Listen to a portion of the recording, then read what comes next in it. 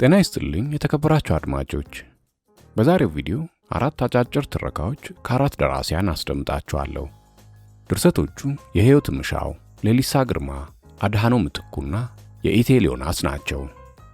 እንደተለመደው ቪዲዮን ላይክ ማድረግ፣ ሼር፣ ኮሜንትና ሰብስክራይብ አይረሳ። ወደ ትረካዎቹ እናልፋለን።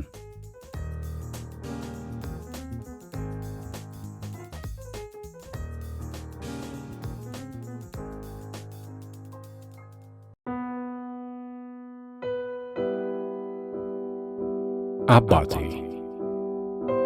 ደራሲ ህይወት ምሻው። በ2016 ዓመተ ምህረት ከታተመው ለእርቃኑ ጉዳይ መድብል ላይ የተገኘ።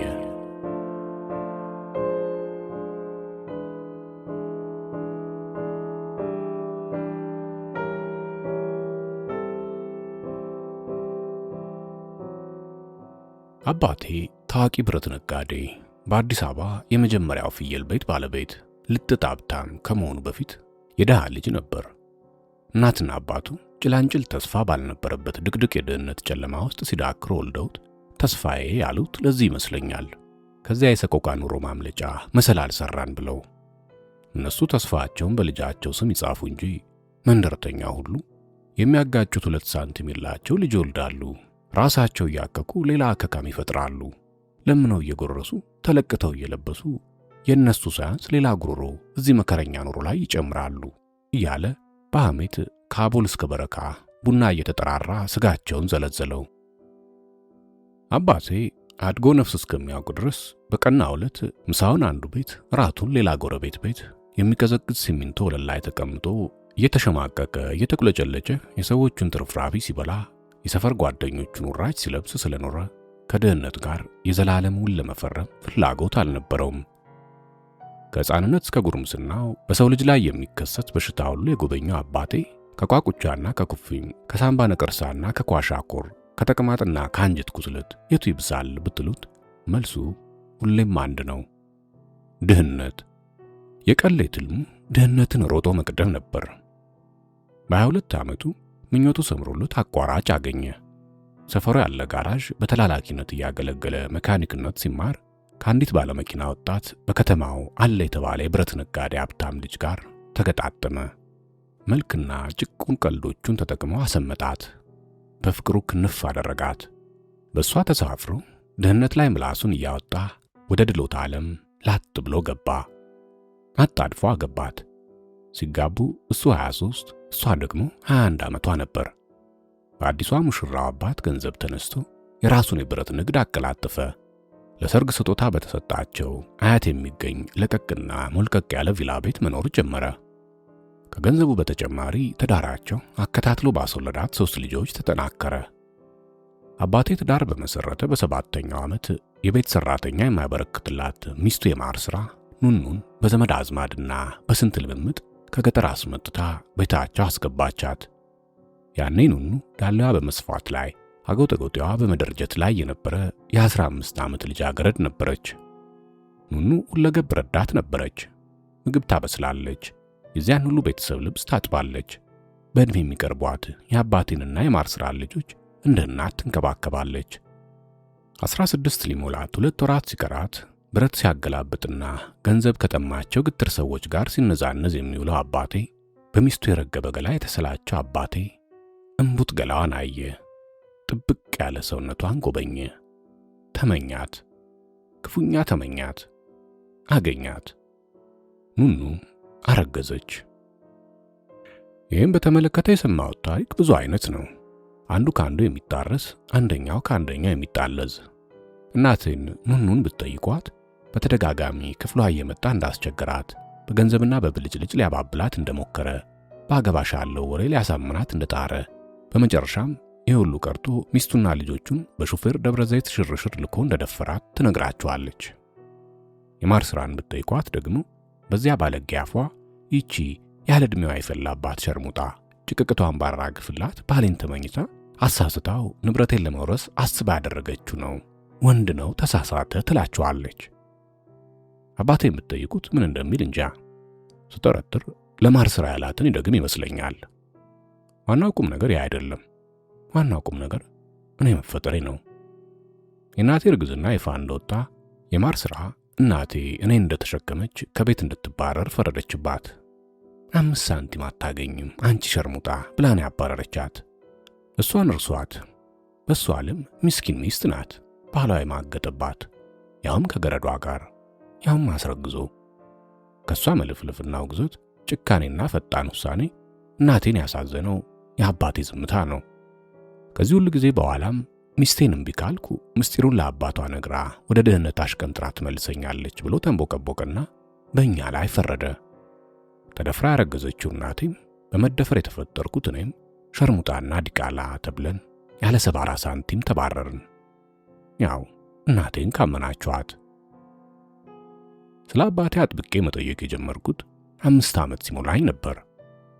ከዚያ ወዲህ እማዬ ስትበሳጭና ስትጨክንብኝ አትነዝንዘኝ፣ አይፈልግህም፣ እሱ ሌላ ቤተሰብ ሌሎች ልጆች አሉት፣ አይወድህም፣ ሰይጣን ይቅርብህ እያለችኝ ስትረጋጋና ስታዝንልኝ ደግሞ አባትህ መድኃኔዓለም ነው ቀረህበት እየተባልኩም የአባቴን አምጪ ቶታይ አላባራም ሲላት ትቆጣለች፣ ሲላት አብራኝ ታለቅሳለች። በተለይ አንድ ጊዜ የእናቴ አባት አያቴ ንጉሴ በሱ ስም ምስክር ንጉሴ ተብዬን የምጠራው ከነጆ ድረስ ሊጠይቀን መጥቶ የእናትህ አባት አያትህ ነኝ ብሎ እንደተዋወቀኝ ቂጡ እንኳን ሳይቀመጥ አንቺ አባት አለሽ አይደል የኔ አባት የታለ አምጪልኝ ብዬ ስጠይቃት ያፈሰሰችው እንባ ደራሽ ጎርፍ ሆኖ ሰው ሊጠርግ ይችል ነበር። እስከዚያች ሰዓት ድረስ በስምም በመልክም የማላውቀው አባቴ 8ኛ ዓመቴን ባከበርኩ ማግስት በድንገት ወደ ሕይወቴ መጣ። አስደንጋጭም አስደሳችም አስፈሪም ክስተት ነበር። ከትምህርት ቤት ተመልሼ የበራችንን ደፍ ከማለፌ እናቴ ለወትሮ ብቻዋን የምትቀመጥበት ያረጀ ባለ 2 መቀመጫ ሶፋ ላይ እግሮቹን ፈርከክ አድርጎ የ2 መቀመጫ ስፖንጆቹን ብቻ ሞልቶ የተቀመጠ ሰው አየው። ተቀምጦም ረጅም ነው። ለምን እንደሆነ አላውቅም። ልቤ ደለቀች። ልቤ በኃይል ደለቀች። እናቴ ሁሌም ቡና በምታፈላበት ቦታ ላይ ቡና ትቆላለች። ዕጣን ይጨሳል። ቤት እንደተሳሳተ ሰው ደፉ ላይ ቆሜ ትዕይንቱን ስከታተል እናቴ ደስ ሲላት በምትናገርበት አኳኋን ምስክሬ ና የኔ ልጅ ና አባትህን ተዋወቀው አለችኝ። ብርክ ያዘኝ። ትናንሽ እግሮቼ ደፉ ላይ ተቸንክረው የቀሩ ይመስል ወደፊትም ወደ ኋላም ለመሄድ እምቢ ሲሉኝ ናሳመኝ አትፍራ አለ ሰውየው። ድምፁ ሬዲዮ ላይ ትረካ የሚያቀርበውን ያንን ስሙ ጠፋብኝ እሱን ሰውዬ ይመስላል። ግርማ ሞገሱ፣ ማስገምገሙ። አባቴ ረጅም ነው። አባቴ ሰፊ ነው። አባቴ ድምፁ ባለ ግርማ ነው። አባቴን ልስመው ነው። አባት አለኝ ልስመው ነው። ልቤ ቀድሞ አቅፎታል። እግሮቼ ግን አሁንም አልፈቀዱም። ማዬ ተነስታ ወደ እኔ መጣችና እንደ በግ እየጎተተችኝ ሰውየው አባቴ እግሮች ጋር አቆመችኝ። ዝም ብዬ ተገተርኩ። ሳመው እንጂ አባቴ ስትል አልነበር አለችኝ። ሰፊ ሰውነቱን ወደ እኔ አስጠግቶ ትንሽዬ ፊቴን በትልቅ መዳፉ የአገጬን ጫፍ እንደ ቡና ሲኒ ቂጥ ይዞ አገላብጦ ሳመኝ። ማን ነው ስምህ? በዚያው በአስገምጋሚ ድምፁ። ምስክር። ምስክር ማ? ምስክር ንጉሴ። አይኖቹን ለማየት ፈርቼ ወደ እናቴ እያየሁ መለስኩ። በድንገት ለቀቅ ገፋ አደረገኝና ወደ እናቴ እያየ ኑኑ በእኔ ስም አይጠራም እንዴ ብሎ ጮህባት። እናቴ በቅጽበት ቅሪር አለችና መቼ የሰጠውን ስምህን ነው የሚጠራበት ብላ በሱ ልክ ስትጮህበት ቀስ ብዬ የዋልየው ሄድኩና በርጩማው ላይ ተቀመጥኩ። ከበርጩማው ተቀምጬ አሻቅቤ ሳየው ይበልጥ ገዝፎ ታየኝ። ለቁጣዋ በዝምታ መልስ ሲሰጥ ደግሞ አነሰብኝ። ንገረኝ ተስፋዬ፣ ለምንድን ነው ዛሬ መጣኸው አለችው በዚያው ቁጣ በበዛበት ሁኔታ። ለሷ መልስ ሳይሰጥ እኔን ና ወደ እኔ አይነት ቀኝ መዳፉን አንቀሳቅሶ ጠራኝ። የእናቴን ፈቃድ ለማየት ዞር ብዬ አየኋት። በዓይኖቿ ሂድ አለችኝ። ተጠጋሁት። ከለበሰው ወፍራም ጥቁር ጃኬት ኪስ በጣም የምታብረቀርቅና የምታምር ድቡልቡል ነገር አወጣና 2 እጆቼን አስዘርግቶ አስቀመጣት።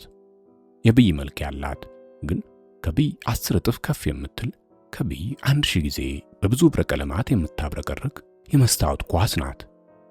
አባቴ ልዩና ማንም ልጅ የሌለው የመስታወት ኳስ ገዝቶልኝ ይዞልኝ መጣ። አባቴ ማንም አባት ለልጁ ሰጥቶት የማያውቅ ድንቅ ስጦታ ሰጠኝ። ትንሿ ልቤ ጮቤ ረገጠች። ታምራለች አይደል አለኝ ደስታዬን እያየ። እንደዚህ የሚያምር ነገር አይቼ አላውቅም አልኩት ፈጠን ብዬ። እኩል ሳቁ። ቆይችኔ አለና ባላየዋት በኩል ያለች አንዲት ሲነኳት ሙክ ሙክ የምትል ጥቁር ነጥብ ሲጫን ምን ተፈጠረ? ሙዚቃ። የመስታወት ኳሴ ሙዚቃ ማጫወት ትችላለች። ሳልሞት መንግሥተ ሰማይ የገባው መሰለኝ። ሂድና ውጪ ከጓደኞች ተጫወት፣ እኔና እናቴ የምናወራው የአዋቂ ጉዳይ አለ ሲለኝ ነው ወደ ሰፈራችን ወደ ቤላ የተመለስኩት። በዚያ ሰዓት ሂድና ውጪ ተጫወት፣ እኔ እናትን አጋድሜ ላርዳት ነው ቢለኝም ባለሙዚቃ የመስታወት ኳሴን ለናሹ ለነዝነኛው ለነታሪኩ ከማሳየት አልቀርም ነበር። ከነኳሴ ቱር ብዬ ወጣው። ብርቅ ስጦታዬን ላገኘኋቸው ጓደኞቼ በሙሉ አሳይቼና አላስነካም ብዬ ካስቀናኋቸው በኋላ ሁሉም አኩርፈው ሲሄዱ ወደ ደጃፋችን ተመልሼ ኳሴን እየነካካው እየቀነሰ በመጣው ሙዚቃ ሁኔታ እየተጨነቅኩ ከሳሎን መስኮታችን ስር ተቀምጬ በደስታ አልላለሁ። መስኮቱ ክፍት ስለሆነ እየጋለ የመጣው የአባቴና የእናቴ የአዋቂ ጉዳይ በደንብ ይሰማኛል። መጀመሪያ እማዬ 8 ዓመት ሙሉ የት ነበርክ? አሁን አባት ነኝ ስትል አታፍሩ? አለችው። ቀጥሎ እስከ ዛሬ ያሳደግኩት እንደራሾቼ አረቄ ቸርችሬ ነው። ዛሬ አንተ መጣህ ብዬ ላቆም ነው ብላ ጮኸችበት። ከዚያ የልጄ እናት እንደ መንደር ሴት አረቄ ስትቸረችር እንጀራ ስታዞር መታየቷ ለስሜ ጥሩ አይደለም አላት። ልጅህ የሆነው ዛሬ ነው? ያኔ ባቶቼን ስታባርዘኝ የማን ልጅ ነበር? ብላ በጮት መለሰችለት። ያለፈው አልፏል።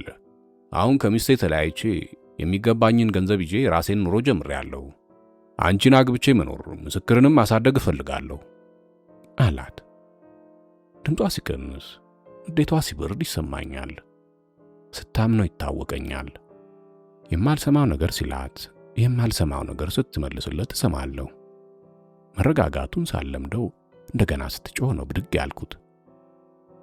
አንተ አለሊና ዛሬ መጥተህ ዛሬ ልደር? ወይኔ እኔ ነኝ የማልረባው። ውጣልኝ ውጣልኝ አለችው። በላበራፉ መዳፎች ያስኳት ስጦታዬ ተንሸራታ እንዳትወድቅ አጥብቄ ይዤ በተቀመጥኩበት ከበሩ በስተቀኝ ቁጢጥ ባልኩበት አባቴ እስኪወጣ ጠብቃለሁ። እርምጃ ይሰማኛል። እጠብቃለሁ። እርምጃ ይቀርበኛል። ወጣ። እናቴ ተከትላ ወጣ የበሩን እጀታ ይዛ ቆማለች። ጀርባውን ሰጥቷት በጥድፊያ 1-3 እርምጃ እንደሄደ ዞር አለ። መጀመሪያ እኔን አየኝ። ዝም ብዬ አየሁት። ከቤት ሲወጣ ቁመት የጨመረ መሰለኝ። ጭንቅላቱ ሰማይን የሚጠቅስ ስፋቱ የነፋስ አቅጣጫ የሚያስቀይር ያህል ገዘፈብኝ። ቀጥሎ በሩ ላይ ቆማ በንዴት የምትወረገረገውን እናቴን አያት። ብዙ ሳይቆይ በዚያ አስደንጋጭ ድምፅ ዘላለምሽን ከነልጅሽ ከምታኪ የምልሽን ብታደርግ ይሻልሽ ነበር ቅንቅና አለና ሰዋዊ በማይመስል ፍጥነት እኔ ወደ ተቀመጥኩበት መጥቶ አጎነበሰና አንተ አምጣ እሱን የልጄ ነው ብሎ መጫወቻዋን ነጥቆኝ ሄደ። ከዚያች ቀን አንስቶ እስከ ዛሬ ድረስ ስለ አባቴ ጠይቄ ስለ አባቴ አውርቼ አላውቅም። መንገድ ላይ ብንገጣጠም ግን ያንን ጋን የሚያህል ጭንቅላቱን በሚያብረቀርቅ ባልጩት ድንጋይ በረከሰ ይመስለኛል።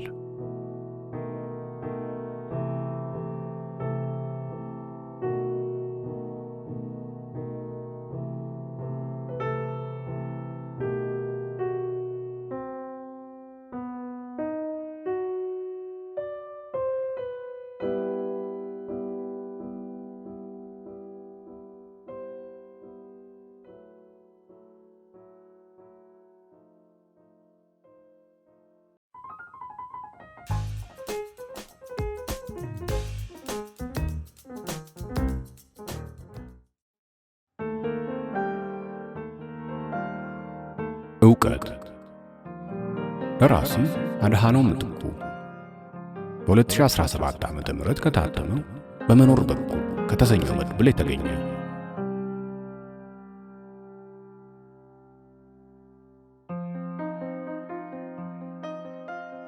አባቴ የሚመላለስባት ሴተኛ አዳሪ እንዳለችው አወቅኩ።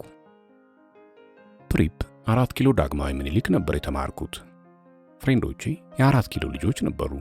ለትምህርትም ለጥናትም 4 ኪሎ ነበር የምንውለው። ብርሃንና ሰላም መውጫና መውረጃ አንድ ቀጭን አስፋልት አለች። መደዳውም ብዙ ሸሌዎች አሉ። ተሸንሽነው ከተደረደሩት ትናንሽ ቤቶች ውስጥ አመሻሽ ላይ በራቸውን ከፍተው የሚቆሙ፣ መጋረጃ የሚጋርዱ፣ በራሳቸው ላይ የሚያጨሱ፣ ለኃላፊ አግዳሚ ጭናቸውን እያስጎበኙ ለማማለል የሚሞክሩ ዕድሜያቸው የገፋ አፍላ ኮረዳዎች፣ የግንባራቸውን ንቅሳት በስታይል የከለሉ፣ ሜካፕ የተለቀለቁ፣ የሚያምሩ ትንሽ የሚያምሩ ፉንጋ ሴቶች በየበሩ ይኮለኮላሉ። አስታውሳለሁ፣ ማክሰኞ ነበር 12 ሰዓት ላይ አባቴን አየሁት ከሽንሽን ቤቶቹ ወደ አንደኛው ሲገባ። አላመንኩም፣ ፈዘዝኩ። አባቴ መሆኑ የገባኝ ካፊያ ጣል አልጣለ ብሎ በሚለብሰው ቡኒ ጅልግግ ያለ ጃኬትና ትልቅዬ 10 ሰው ማስጠለል በሚችለው ዣንጥላው ነው። ከጓደኞቼ ጋር በሚገቡ በሚወጡት ወንደኛ ዳሮች ላይ ሙድ ስለምንይዝ እሱ እንዳይሆን ፈራው። ራሱ ነው። በተደጋጋሚ ሲገባ አየሁት። እንደ ሌባ ወደ ኋላ ወደፊት ሳያይ ይገባል። ትንሽ እንኳ ፈራ ተባ አይልም። ምናልባት ስለደጋገመው መሳቀቁን ረስቶት ይሆናል። ለእናቴ ተቆርቁሬ አቄምኩበት። እናቴ ስትምል እንኳን ይመሪሙት ብላ ነው። በስሙ የምትምልበት ባለዋ ይህን አደረገ ቢሏት ምን ትል ይሆን? አባቴን የማይረባ ቦታ ስላየው ታዘንኩ። አሻቅቤ አይቼው ታዘብኩት። አባት እንደዚህ አይነት አወዳደቅ ሲወድቅ ማየት መሰረት ይንዳል። አባት ሲመክር ሲጠቁም ነው ወጉ። አባቴ ደበረኝ። እናቴ ወገቤን፣ ቆሽቴን፣ ጀርባዬን፣ ጎኔን ስለምትል ነው ሌላ ጋር የሚሄደው። አመመኝ ስትል የሚሆነው ሁሉ እያስመሰለ ነበር ማለት ነው። ስለማይወዳት ነው፣ ስለማያከብራት ነው ሴተኛ ዳሪ ቅምጥ የሚይዘው። ቤታችን ውስጥ አባቴን ከምንም የማልቆጥረው ብቸኛ ሰው እኔ ሆንኩ። ሊቆጣኝ ከቃጣው ገላምጠዋለሁ። መንገድ ስንገናኝ እንዳላየው ትሆናለሁ። እሱ ካለ አላወራም ወይ ሲያወራ አልሰማውም። የሆነ ቀን የአባቴን ቅምጥ ሴተኛ ዳሪ ስትሰዳደብ አየዋት። አሞጥ ሙጣ ስትሰዳደብ ትክ ብዬ አየዋት። መርጦ ነው ቂጠግብዴዋን፣ አሮጊቷን፣ ፉንጋዋን ፈላጊ የሌላትን ይወሽማት። ባታስከፍለው ነው በሱ ደሞዝ በቋሚነት ይወሽማት አልኩኝ። አባቴን ወንድሞቼና እህቶቼ ያከብሩታል። ሲመርቃቸው አሜን ይላሉ። ደሞ ሴሰኛ ሰውዬ ለሚስቱ የማይታመን ለልጆቹ አራያ የማይሆን መረቀኝ አልመረቀኝ ምን ሊጎልብኝ እላለሁ በልቤ። እኔ ውስጥ የተፈጠረውን የጥላቻ ስሜት አይቼ ለእህቴም ሆነ ለወንድሞቼ ለመናገር ድፍረት አጣው። በዚህም ብልግናውን ስለሸፈንኩለት ራሴን እንደ ባለውለታው ቆጠርኩት። አባቴ ጋር መነጋገር አቆምን። ሊያወራኝ ሲሞክር ልቤ ተቆለፈ። ልቤ ላይ የሌለ ክብር ከየት አመጣለሁ? የሆነ ሥራ እንዳግዘው እንድሰራለት ካዘዘኝ በልበ ሙሉነት እንደማልችል ነግረዋለሁ። ድንገተኛ አቀያየሬን እንደ ጉርምስና ቆጥሮት ይሁን ወይ ጉዱን እንዳየውበት ገብቶት አልተቆጣኝም። እንደውም የበለጠ ትሁት ለመምሰል ሞከረ። ይህም የበለጠ ያናድዳል። ገመናቸውን ያወቅንባቸው ሰዎች ድራማ ለመስራት ሲሞክሩ ይቀፋል። በዝምታና ክብር በመንሳት ቀጣሁት። የሆነ ቀን ከመሰላል ላይ ወድቆ ሐኪም ቤት ተጣድፈን ወሰድነው። አይኑ እኔ ላይ ነበር። አባት አይደል አሳድጎኝ የለ። ከዛ ሁኔታ በፊት የሆነልኝን አውቃለሁ። አባቴ አባትም ነበር። እንደ ወንድሞቼ እንደ እህቴ አይሆን እንጂ እንደ እናቴ አይሆን እንጂ ትንሽ አዘንኩ። ከቀን ወደ ቀን አልተሻለውም። ጭንቅላቱ ላይ ደም ፈሰሰ አሉ። ሰርጀሪ ሰራ ተባልን። ፈቀድን፣ ተሰራ። ከ4 ቀን በኋላ ማዘርም ሲስተርም ወንድሞቼም ስላልነበሩ ብቻዬን እየጠበቅኩት ነርሶቹ አንድ መድኃኒት ያስፈልጋል ገዝተና ብለውኝ ልገዛ ወጣሁ። ብዙ አልለፋውም። 2-3 ቦታ እንደገባው መድኃኒቱን አገኘው። አቅራቢያው ካገኘሁት ካፌ ቡና ጠጥቼ ሳልጣደፍ ተመለስኩ።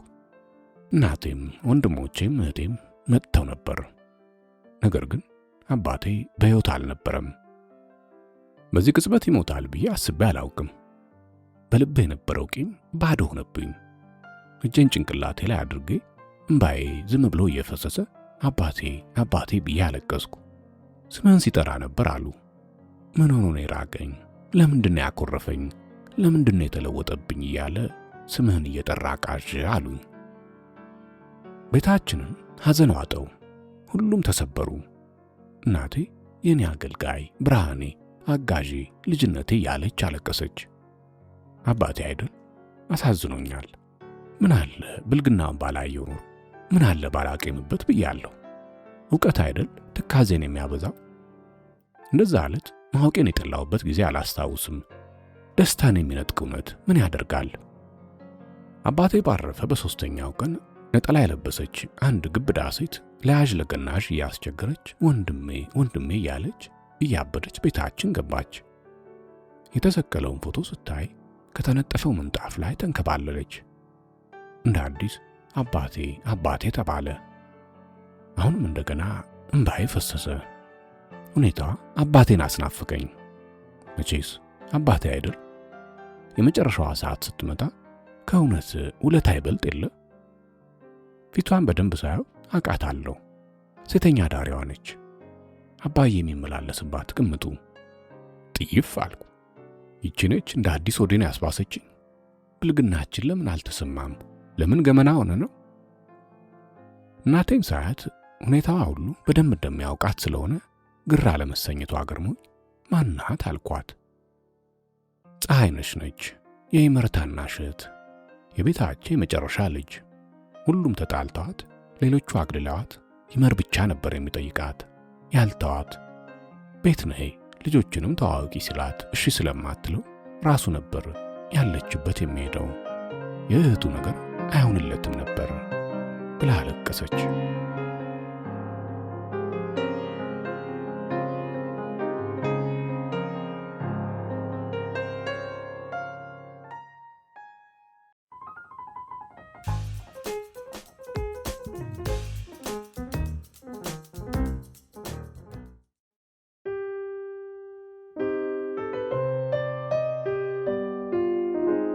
አባትየውና የፋሲካ ዶሮ በኢቲኤል ዮናስ በ2009 ዓመተ ምህረት ከታተመው አማሌሌና ሌሎች ታሪኮች መድብል የተገኘ።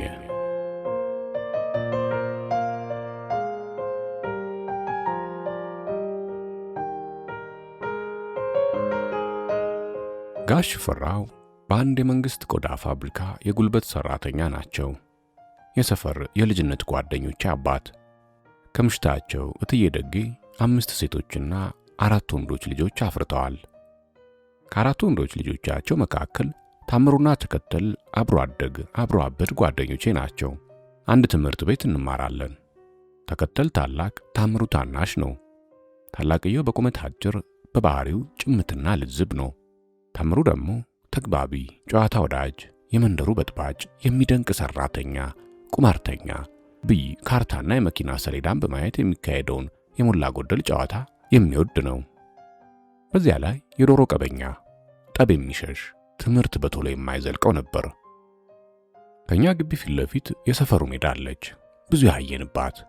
ከትምህርት መልስ የሰፈር ውሬዎች ሁሌ ኳስ፣ ሸርተቴ፣ ብይ፣ ጠጠር፣ ካርታ፣ እንካ ሰላምታ፣ እንቆቅልሽ ለመጫወት በሜዳው እንሰባሰባለን። መሽቶ እናቶቻችን ጆሮአችንን እየመዘለጉ ወደ ቤት እስኪያስገቡን ድረስ ከሁለቱም ጋር ልጅነትን አጣጥመናል። ከሁሉም የጥቤ ሰፈር ልጆች መካከል ታምሩና ተከተል በጣም እጅግ በጣም አባታቸውን ይፈራሉ። እናታቸውን ግን ከመጤፍ አይቆጥሯቸውም። ጋሽ ፈራው ዘወትር ከመስሪያ ቤታቸው ወደ ሰፈር የሚመጡበት ሰዓት በእነ ታምሩ ብቻ ሳይሆን በሜዳዋ ልጆች ጭምር ይታወቃል። ዘወትር በሥራ ቀኖች ከምሽት 11:40 ግፋ ቢል ደግሞ 11:45 ላይ ባርኔጣ ደፍተው ካቦርታ ደርበው በአንድ እጃቸው የምሳቃቸውን በሌላኛው ከዘራ እንደጨበጡ ሁሌም ሜዳው ላይ ይከሰታሉ። ወንድማማቾቹ አባትየው የጨዋታ ሜዳ ላይ ከመድረሳቸው በፊት ወደ ቤታቸው ይፈረጥጣሉ። ድንገት ግን ጨዋታ አታሏቸው እነታምሩ በሜዳው ላይ ከተገኙ ጋሽፌ በያዙት ከዘራ አፈር ከድሜ እያበሏቸው እያካለቧቸው ወደ መኖሪያ ቤት ይሰዷቸዋል። ከገጠር ለሥራ የመጡ ዘመዶቻቸውን ጨምረው 16 ቤተሰብ የሚያስተዳድሩት የነታምሩ አባት ከሥራ መልስ የሰፈራችን ሜዳ ላይ ሲደርሱ ልጆቻቸው በሜዳዋ መኖራቸውን ኮስተር ቆፍጠን እንዳሉ ገልመጥ አድርገው ይመለከታሉ። ፈገግታ በፊታቸው ታይቶ አይታወቅም።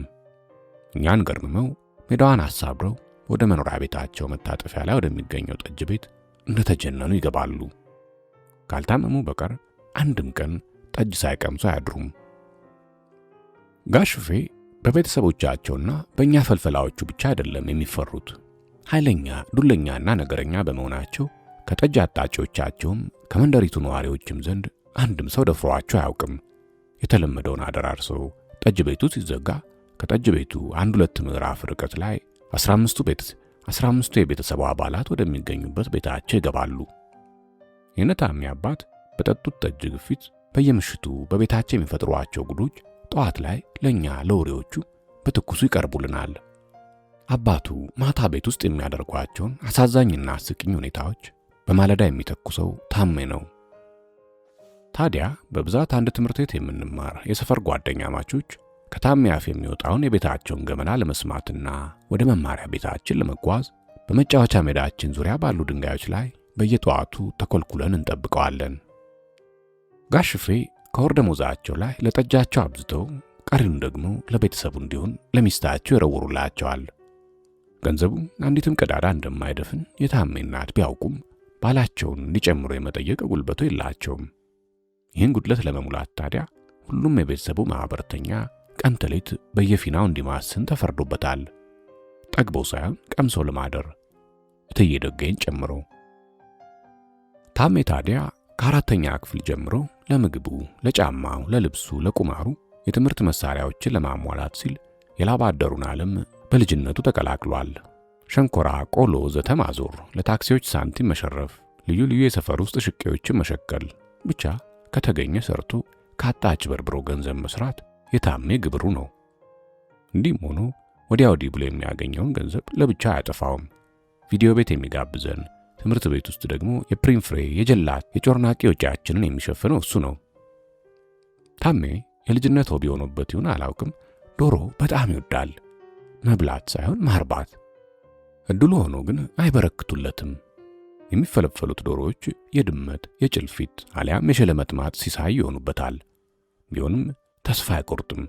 አንዳንዴ ገንዘብ ሲጠርበት እንቁላል አልጥል ያለችውን አንዷን ዶሮ ከመንደሩ የግማሽ ሰዓት እግር መንገድ ርቀት ላይ ወዳለችው ገበያ ይዟት ይሄዳል። ገበያው ረቡዕና ቅዳሜ ይዘረጋል። በሰፈራችን ካለው ክተት ሱቅ አንድ እንቁላል ገዝቶ እንቁላሉን በብብቱ ሸጉቶ የሚሸጣትን ዶሮ ደግሞ በአንድ እጁ አንጠልጥሎ ወደ ገበያ ይዘልቃል። ከሰል ተራን፣ ጭድ ተራን አቋርጦ ወደ ዶሮ ተራው ሲደርስ ድምፁን ጎላ አድርጎ እየተንጎራደደ ምርጥ እንቁላል ጣይ ቀይብ ዶሮ ይችትላችሁ ተመልከቱ በማለት በግራ እጁ ያንጠለጠላትን ንፉግ ዶሮ ወደ ላይ ከፍ ያደርጋታል። ለገበያተኛው እያሳየም ይቺ ዶሮ ጉደኛ ናት፣ አሁን እንቁላሏን እጄ ላይ ዱብ አደረገችው፣ ታምረኛዋ ዶሮ በጥሩ ዋጋ የሚወስድ እያለ ብብቱ ውስጥ ሸጉቶ ያመቀውን የግዢ እንቁላል በቀኝ እጅ መዳፉ ሽቅብ ሰቅሎ በማሳየት ሰውን ያሞኛል። ዶሮዋን ከእንቁላሉ ጋር መርቆ ሽጦም ይመለሳል። ይህን የመሳሰሉ ጀብዶች እየሰሙ ትምህርት ቤት መሄድ ማን የማይወዳለ? ከዕለታት በአንዱ የማዕዶት ዕለት በጠዋት ወደ ትምህርት ቤት ለመሄድ የዘወትር መገናኛ መጫወቻ ቦታችን በሆነችው ሜዳ ዙሪያ ድንጋዮች ላይ ተቀምጠን ፀሐይ በመሞቅ ታሜን እየጠበቅን የፋሲካ ዕለት ሰርቀን ስለጠጣ ነው ጠላ፣ ስለበላ ነው የዶሮ ብልት እናወራለን። ግማሾቻችን አዲስ በተገዛልን፣ አንዳንዶቻችን በታጠቡ ነባር ልብሶቻችን ዘንጠናል። ከሳምንት በላይ ቀንም ሌሊትም በመለበስ ብዛት ያደፈ ልብሱን ሳይቀይር ጓደኛችን ታሜ ደብተሩን በግራ እጁ እንደ ዘበት ጨብቶ እግሩን እያንሻፈፈ ፊቱን ዘፍዝፎ አንገቱን ቆልሞ እኛ ዘንድ ደረሰ። በታምሩ መምጣት ሁላችንም ከተቀመጥንባቸው ድንጋዮች ብድግ ብድግ አለ። ሰላምታ ሳንስተው ምን ሆነ ነው እስካሁን የቆየው? አስጠበቅከን እኮ አልነው እየተንጫጫን እግሮቻችንን ወደ ትምህርት ቤታችን አቅጣጫ እያስያዝን። ታሜ ለጫጫታችንም ለጮታችንም አንዳች ምላሽ ሳይሰጥ እንደተንከረፈፈ ጉዞውን ተቀላቀለ። ለነገሩ ተውት አለ ከመካከላችን አንዱ። ለምን ቆየህ ብለን እንዳንጨውበት ሆኖ ብሎ ነው ያኮረፈው። ይሄኔ እኮ ለፋሲካ ከተሰዋው ዶሮ አንዱን ብልት እንደ ሃርሞኒካ አፉ ላይ ሰክቶ ይሆናል እኛ ድዜ ጎለተን ብሎ የእኛን ድጋፍ በዓይኖቹ ጠየቀ። እኛም አላሳፍርነውም፣ በዓይንም በጥርሳችን። ተውኝ እስቲ አቦ፣ ብዙም ሳልዘጋ ቆየ ብላችሁ ብሽሽቅ ውስጥ አትክተቱኝ። ደግሞ ከዶሮ አጥንት ጋር ስትታገል ምናምን ብላችሁ የሌለ ነገር አታወሩ። ታሜ ሁላችንን ቆጣ ብሎ በኃይለ ቃል ተናገረን። ያ ሳቂታና ተጫዋቹ ልጅ ብዙ ጊዜ እንደዚህ ተከፍቶ ስለማይታይ መተረቡን ትተን ሁላችንም እሱን ወደ ማብረዱ ገባን። በዝምታ ትንሽ ተጓዝን።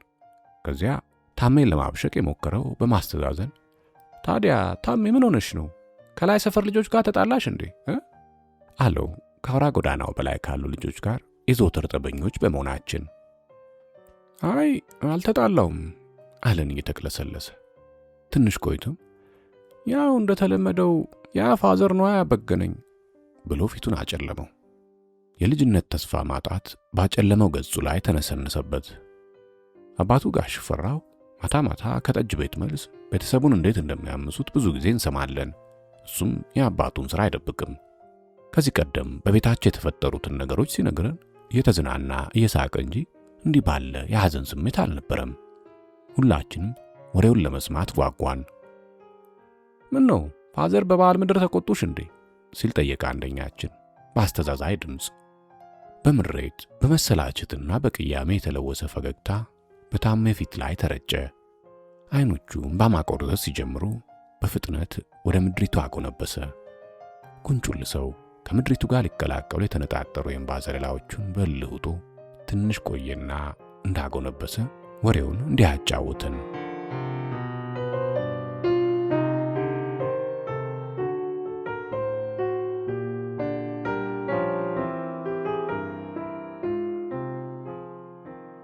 ቅዳሜ የፋሲካ ዋዜማ ማለት ማዘርን ጨምሮ ሁላችንም ሌሊት 9 ሰዓት ደርሶ ጾሙን በዶሮ ወጥ ለመፍታት ቋምጠናል። ፋዘር ከጠጅ ቤት ስላልመጣ እየጠበቅነው ነበር። ሁሉም እህቶቼ ከማዘር ጋር ዶሮ ወጡን ይሰራሉ።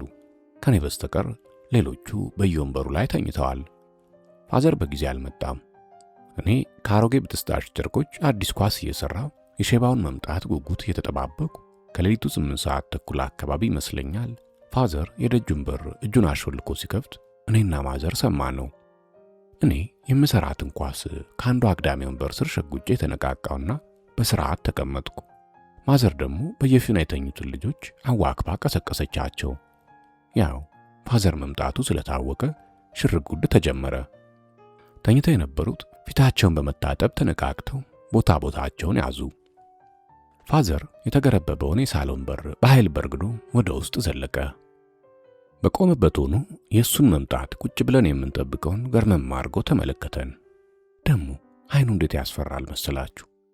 ማዘርም ዶሮን ከምታበስልበት ቦታ በመነሳት የፋዘርን ከዘራና ኮፍያ ከእጁ ተቀብላ የሳሎኑ በር ጎን አስቀመጠች።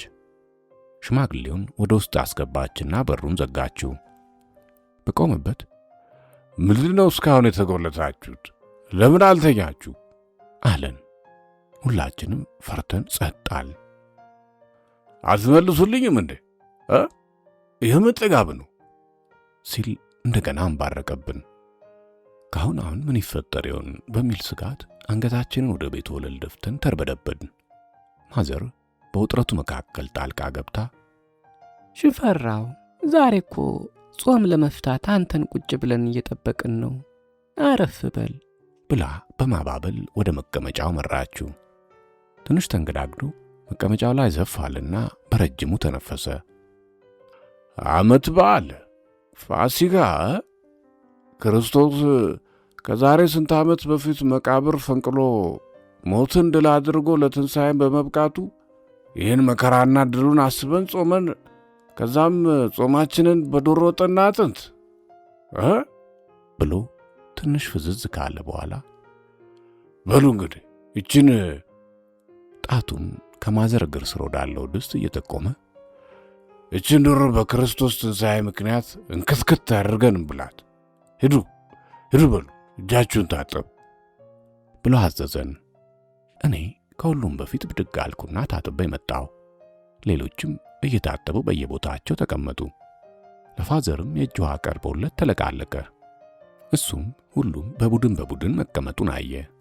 እሱና ለማዘርም ፊት ለፊታቸው እንጀራ በትሪ ቀረበ። ወጡ መድረሱን ማዘርን ጠይቆ ካረጋገጠ በኋላ ሁልጊዜ በደረት ኪዞ የሚይዘውን የቴፕ ካሴት አውጥቶ በሌባ ጣቱ እያሽከረከረ ከመቀመጫው ተነሳ። እየተንገዳገደ ጭልፋውን ከድስቱ ክዳን ላይ አነሳና ድስቱን ከፈተው። የዶሮ ወጡ ሽታ ቤቱን ሲሞላ ሆዴ ተላወሰ። የቴፕ ካሴቱን ከድስቱ ክዳን ጋር በአንድ እጁ፣ ጭልፋውን ደግሞ በሌላኛው እጁ ጨብጧል። ጉሮሮን ጠራረግና እንግዲህ ከእናታችሁ በስተቀር ሁላችሁንም አንዳንድ ጥያቄ ጠይቃችኋለሁ አለን። ማዘር ግራ ገብቷት ታየዋለች። ጭልፋውን ወደ ድስቱ ሆድ ውስጥ ከተተውና ወጡን ገልበጥ አድርጎ ቀና አለ።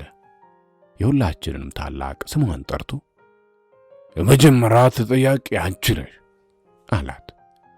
ሌሎቻችሁ ደግሞ ወደዚች ምድር እንደመጣችሁበት ቅደም ተከተል ትጠየቃላችሁ ብሎ በያዘው ጭልፋ ከድስቱ ውስጥ አንድ የዶሮ ብልት አወጣ።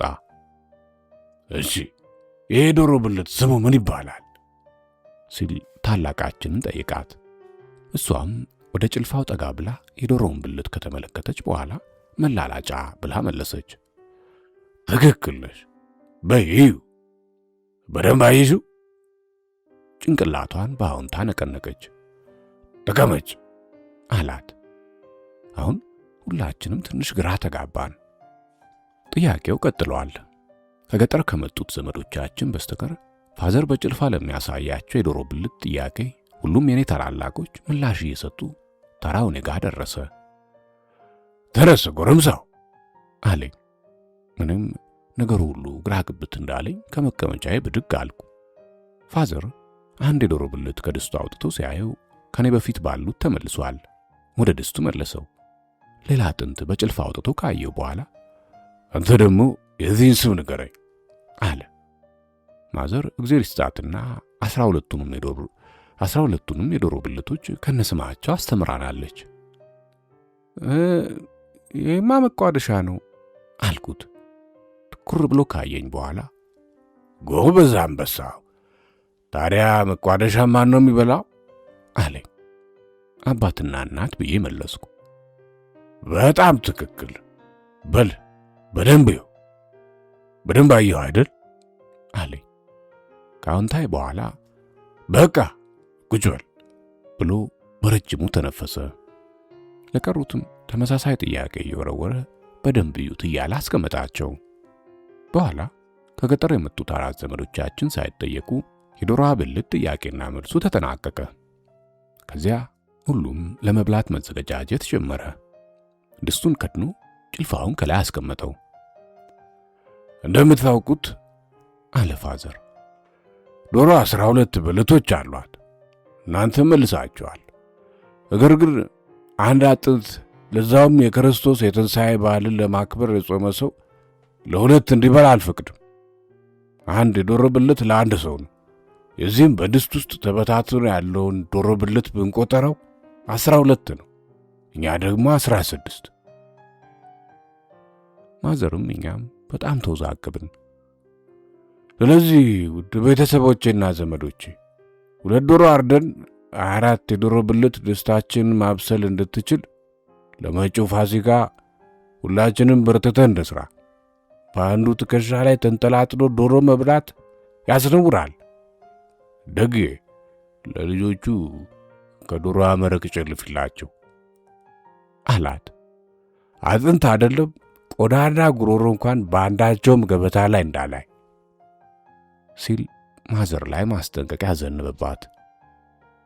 በሉ ልጆች እናታችሁ ወጥ ታውጣላችሁ አለን። እንዳለው ትሪያችንን ወደ ማዘር በመውሰድ የዶሮ መረቅ ብቻ ተደረገልን። ለነሱ በተዘጋጀው ትሪ ላይ ደግሞ ማዘር ወጡን ስትጨምር መቋደሻው ፈልጊና ውጪ ሲል አዘዛት። እሷም ፈልጋ ጨለፈች። ፋዘርም መቋደሻውን ለሁለት ከፍሎ አንዱን ለማዘር በግድ አቆረሳት። እሷም ጉርሻው እየተናነቃት እንባ አይኖቿን እየሞላ ዋጠች። እሱም ለራሱ ቀሪውን መቋደሻ ጠቅልሎ ጎረሰው። ይጣፍጣል ባክሽ፣ እስኪ ፈረሰኛውን ሲል ወዲያው ፈረሰኛ ካለጋላቢው ከፊቱ ተጋደመለት። ስጋውን ገንጥሎ ከጎረሰ በኋላ ያላመጠ ከመቀመጫው ተነሳና እስካሁን በግራ እጅ ይዞት የነበረውን ካሴት ለራዲዮ አጎረሰው። ሙዚቃውን አለፍ አለፍ አድርጎ የሚፈልገው ሙዚቃ ሲያገኝ የሬዲዮኑን ድምፅ በጣም ጨመረውና በሉ እንግዲህ በዶሮ አጥንት ፋንታ ይህን ሙዚቃ ተጋብዛቸዋል አለን። የጥላሁን ገሰሰ ምግብማ ሞልቷል አምላክ መች ነሳኝ፣ የፍቅር ራብ ነው እኔን ያከሳኝ አትረሳኝ ሁልጊዜ እበላለሁ ደመት ጎደለ ፍቅራችን ወሬውን እንደመጨረስ ያደረገው ታሜ ከአንገቱ ቀና ብሎ በቦዘዙ አይኖቹ አፋችንና ጆሮአችንን ከፍተን የምንሰማውን ወሬዎች ተመለከተ። የሚገርማችሁ መረቋ ብቻ የደረሰኝን ዶሮ እኮ እኔው ራሴ ገዝቻ ያሳደግኳት ነበረች አለን።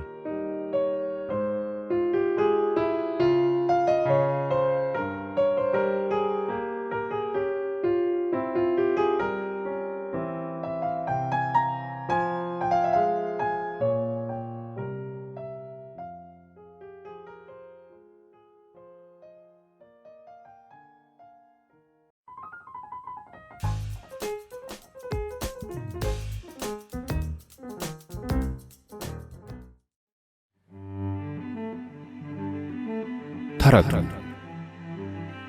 ደራሲ ሌሊሳ ግርማ በ2002 ከታተመው የንፋስ ስልክና ሌሎች የምናብ ታሪኮች ከተሰኘው መድብል የተገኘ።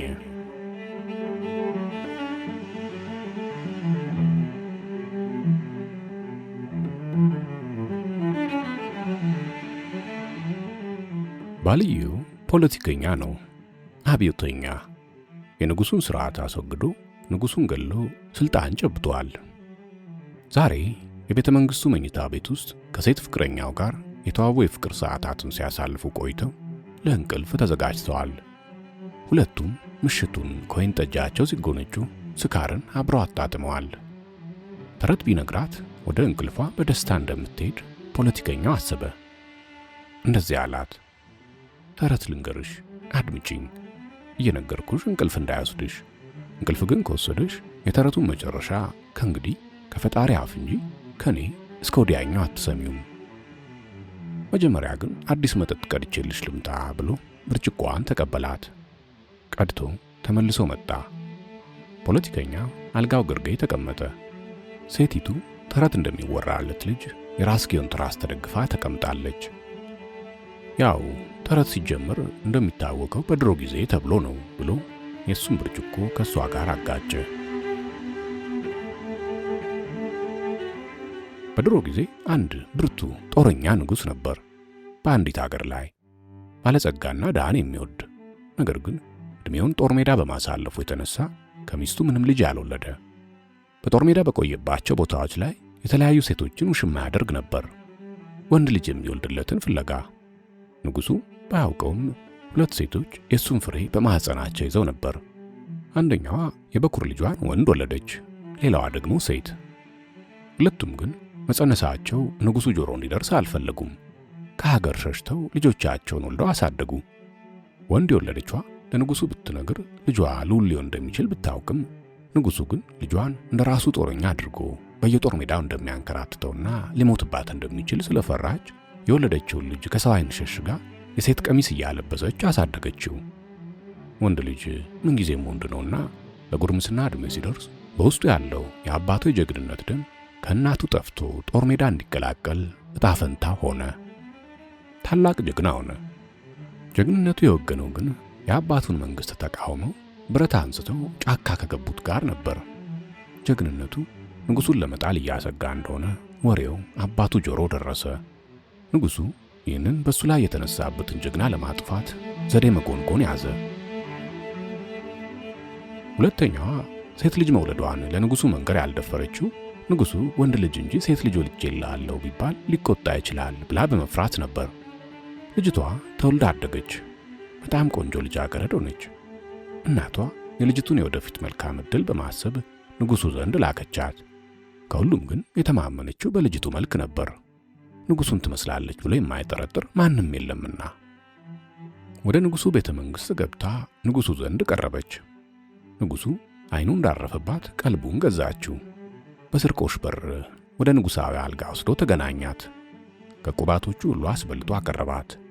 ወርቅ አለበሳት፣ ወርቅ አንተራሳት። ልጅ ቢኖረው የሚሰጠውን ፍቅር ሁሉ ለሷ ሰጣት። የውበቷን ኃይል ተጠቅማ ከዙፋኑ ሊያወርደው ነው የተባለውን ወጣት ምሽግ ድረስ ገብታ እንድትሰልል ተልእኮ ሰጥቶ ሰደዳት። ከወጣቱ ጀግና ጋር እንደተያየች በፍቅር ወደቀች። ወጣቱም እንደዚሁ። ንጉሱ የላካትን ባትረሳም ፍቅር አሸንፋት። ተልእኮዋን ለጊዜው አግልላ ከወጣቱ ጋር ተቆራኝታ ተቀመጠች። ወጣቱ ንጉሡን ከሩቅ ሆኖ ከመዋጋት በቅርብ ለማጥቃት አስቦ እንደ ባለመዋል ራሱን ሸፍኖ ገብቶ ወደ ንጉሡ ልፍኝ ቀረበ። የጦርነት ብቃቱን በተለያየ አጋጣሚ በቀላሉ አሳየ። ንጉሡ ለሁለተኛ ተልእኮ ወጣቱን አጨው። የወጣቱንና ከድታው የሄደችውን ሴት ሕይወት እንዲያጠፋ ቅጥር ነፍሰ ገዳይ አድርጎ ሰደደው፣ ሁለቱ ወዳሉበት የጠላት ድንበር። ወጣቱ ተልእኮውን ተቀብሎ እንደሄደ አስመስሎ እዛው ቤተ መንግሥቱ ውስጥ ቀረ። ለንጉሡ ታማኝ ተደርጎ ስለሚታሰብ በሌሊት አድፍጦ የንጉሡ መኝታ ቤት መግባት አላስቸገረውም። ገብቶ የአባቱን ጉሮሮ በቢላ ቆረጠ። ንጉሡ በሞት ጣሩ አጓራ። ልጄ ከዓለም ዳርቻ መጥቶ አንተን ይበቀልልኛል አለው። ልጄ ብሎ ሁለት ስሞች ጠርቷል። አንዱ የወንድ አንዱ የሴት። ወደ ጫካው እየተመለሰ አባቱ ልጁን የላከው ራሱን በራሱ እንዲገድል ነው። ያቺ የወደዳት ሴትም እሱን ለማጥፋት የተላከች ናት። ወደ ጫካው ደርሶ ምንም እንዳልተፈጠረ ሴቲቱን አቀፈ። አቅፎ ወደ አልጋው ወሰዳት። ወስዷት ፍቅር ሰሩ፣ ወይን ጠጡ። ወደ እንቅልፏ ከመሄዷ በፊት ተረት ሊነግራት እንደሚፈልግ ገለጸላት። መጠጥ ቀድቶላት መጣ። የእሷ ብርጭቆ ውስጥ መርዝ ጨምሮ ያወራላት። በታሪኩ መሃል ላይ የያዘችውን ብርጭቆ ደፍታ ከአፏ አረፋ ደፍቃ ጭንቅላቷን ትከሻዋ ላይ ጥላለች። የታሪኩን መጨረሻ ከፈጣሪ በስተቀር ማንም ሊነግራት አይችልም። ሞታለች። እሱም የታሪኩን መጨረሻ ቢያውቀውም የራሱን መጠጥ የያዘበት እጁ መንቀጥቀጥ ጀምሯል። አፉን መቆጣጠር እያቃተው ነው። ተረት የሚያወራ ሰው ብዙ ጊዜ በመሃል እንቅልፍ አይጥለውም። የሞት እንቅልፍ አዳማጩ ነው እየተወራለት ሲተኛ ብዙ ጊዜ የሚታየው። ለለውጥ ተራኪው እያወራ ቢተኛስ ብላችሁ አስቡ። በአፉ ባይሆን በአእምሮ ታሪኩን ጨረሰው። አባቱ ብዙ ብር ሰጥቶት እንዲገደል የላከው ጠላትየው የራሱን ልጅ ነበር። አባቱ ራሱን በራሱ እንዲገድል ነው ለነፍሰ ገዳዩ የከፈለው። እሱ ራሱ አባቱን ዕድሜውን ሙሉ ሲፈልግ ኖሮ ልክ ሲያገኙ በራሱ እጅ ገድለውት እንደሆነው። መጠጡ ከእጁ ተደፋ። ለሁለቱም ለወንዱም ለሴቷም የታሪኩን መጨረሻ ምናልባት ከእግዚአብሔር በቀር የሚነግራቸው በዚህ ዓለም የለም፣ አይኖርምም።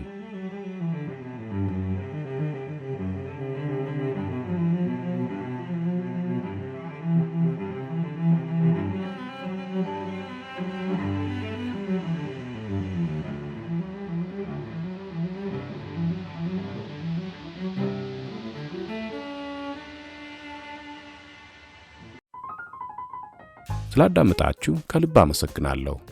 አዘጋጆች ያቀረብኩላችሁ አድማስ ነበርኩ። በቀጣይ ትረካ እስከምንገናኝ መልካም ጊዜ።